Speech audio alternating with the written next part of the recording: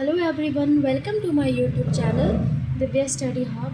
पिछली क्लास में मैंने आपको बताया था थॉमस ग्रे की दूसरी story ode to a distant prospect of Eton College की story.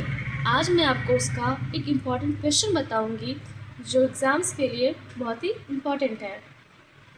Thomas Gray's ode to a distant prospect of Eton College is about childhood and human life. Thomas Gray की जो ये स्टोरी है वह बचपन और मानव जीवन के बारे में है।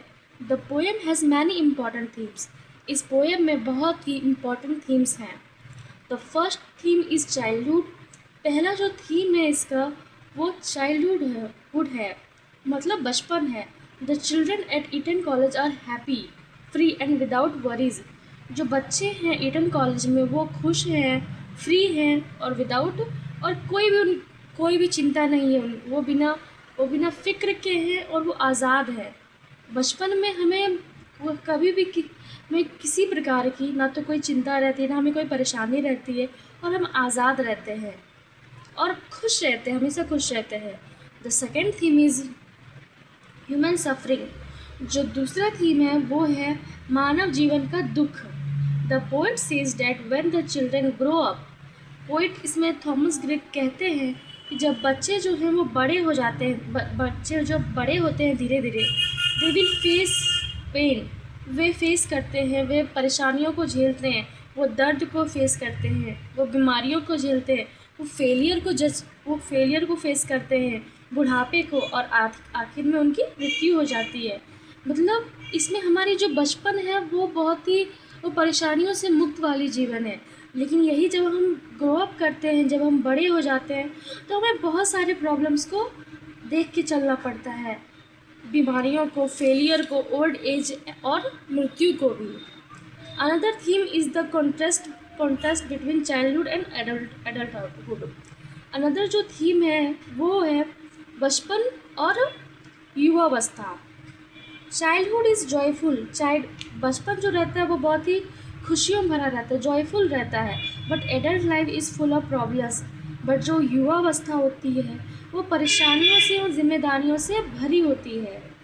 The poem also shows memory and nostalgia. ये जो पोएम है वो हमें दिखाती है यादें, और नॉस्टैल्जिया मैंने आपको बताया था कि पुरानी यादें, यानी कि moment of past. The poet remembers his own school days with love and emotion.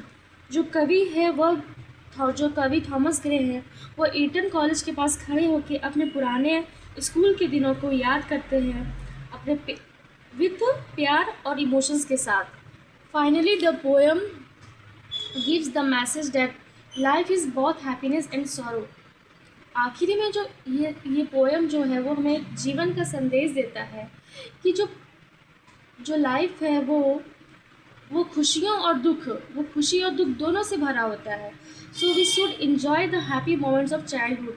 सो हमें हमेशा इन्जॉय करना चाहिए, हमें हमेशा इन्जॉय और खुश रहना चाहिए, खुशी पलों में अपने जीने चाहिए बचपन की यादों के साथ।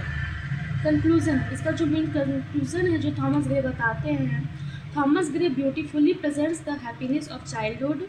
थॉमस ग्रे जो है वो इस स्टोरी को, बचपन की यादों को बहुत ही अच्छे से प्रेजेंट करते हैं, and the difficulties of adult life, और युवावस्था की, युवा जीवन की हमें वो डिफ़िकल्टीज़ जो है, जो परेशानियाँ क्या क्या है, उनके बारे में भी बताते हैं।